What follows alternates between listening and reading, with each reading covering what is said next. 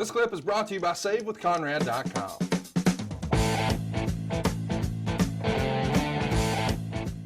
It happened, believe it or not, 25 years ago. Yesterday, the US Air Arena in Landover, Maryland. There's a crowd of 14,500 fans, which is a little more than 3/4 full.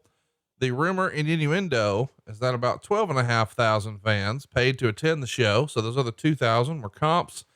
The gate is estimated at $250,000. Listen, I know this is not quite the numbers you're going to pull on pay-per-view in 3 or 4 years.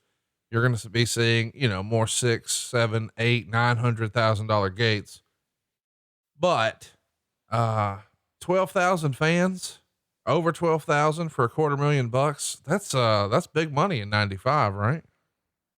I'll take it. Shit. Why not? Probably one of the bigger houses this year too. This was the first of 3 Survivor Series sponsored by Milton Bradley Karate Fighters. The company would actually hold little tournaments leading up to the event where superstars battled with the toys, which is basically an action figure attached to a mechanical device that lets you swing them around, making their arms and legs flail about. I guess you could call it very generously a kick or a punch, but there is some fun little moments that happen in these. We even see Jerry Lawler taking on Vince McMahon. This Karate Fighters sponsorship had to be a pretty penny for you guys to integrate it into your content this well, right? Everybody was kung fu fighting. Ding, ding, ding, ding, ding, ding, ding. What? How big of a deal was the partnership with Karate Fighters when somebody comes to you and says, I don't just want to run a commercial, I want to run a sponsored element. I want the superstars to participate. And they don't just get superstars. They get the owner, they get the boss, they get Vince McMahon. What can you tell us? Yeah, but to them, it was the play-by-play guy. Right. On TV. So it was still good because that was the guy that people invited into their homes every weekend and later on every Monday night and what have you to bring them the WWE and all of its glory. So the integration, man, it's always been something that the WWE could offer that a lot of other people. So for example, if you wanted to advertise on Seinfeld, it's highly unlikely that they're going to incorporate the product into the programming and have, George and Jerry actually have Kung Fu Fighters or Karate Fighters. But we were able to actually put it into the programming and make it timely in a timely kind of way.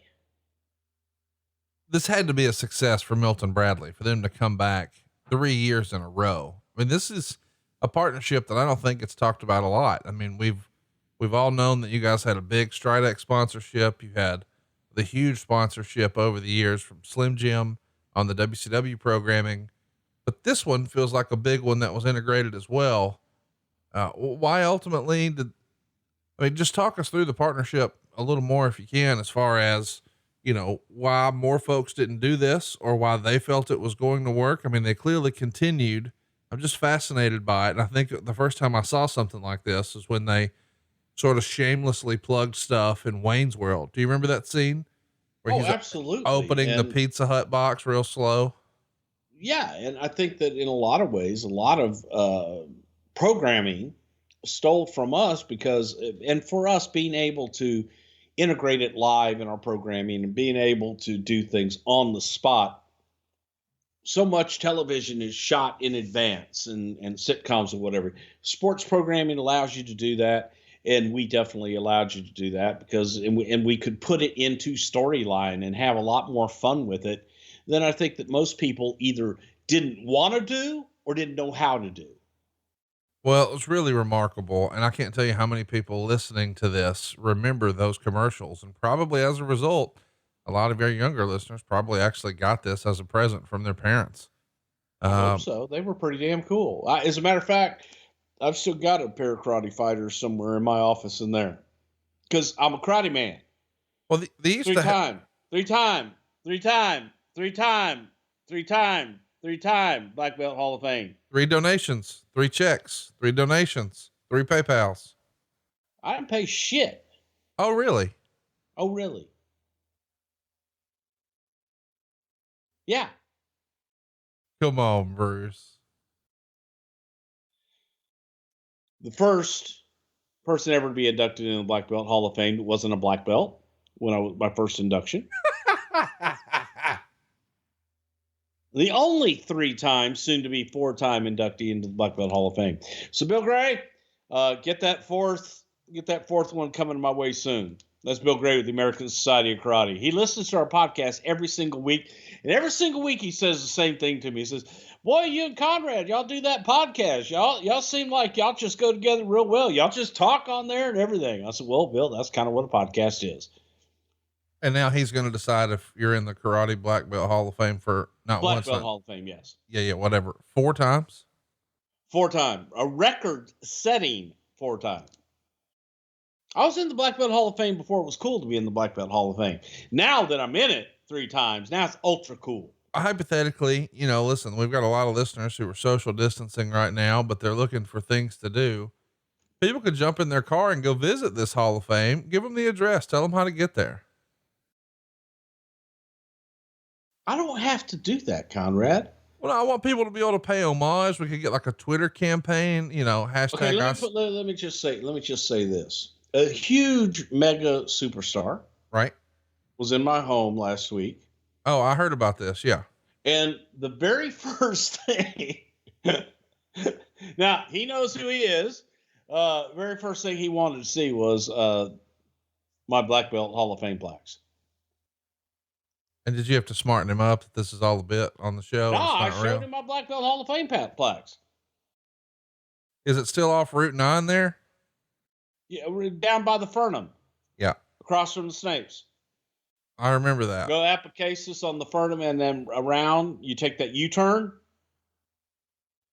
by the tree. Okay. Don't go in the first driveway. Oh, no. The 4th. Don't go to the last house on the right, though. No, because further down that street, you went the battery. That street! I don't know what I'm doing right now. You're not sleepy or tired. You have picked up some gas station counter help. I can tell. Let's talk about Bam Bam for a minute. When he leaves here, is there any concern in this era? You're not too far removed from Nitro. Just to give everybody context, Nitro has been around a few months. The very first show, you had a guy up and leave and show up on the other show, Lex Luger, and it was a surprise to everyone, you guys included. Was there any concern about Bam Bam doing the same, or had you already decided he can't hurt us? What does it matter? Or is it more about business? Who cares about theirs? We got to worry about ours. Well, I think that there was definitely an eye on WCW and what they were doing going head to head with Nitro. So there was an eye on it at this time, without a doubt. However, as far as talent being unhappy, you do have to look at a happy locker room, and you have to look at what's best for business at the time and put your head down and take care of your business in front of you. So Bam Bam going there, I don't know that was that much of a concern, frankly.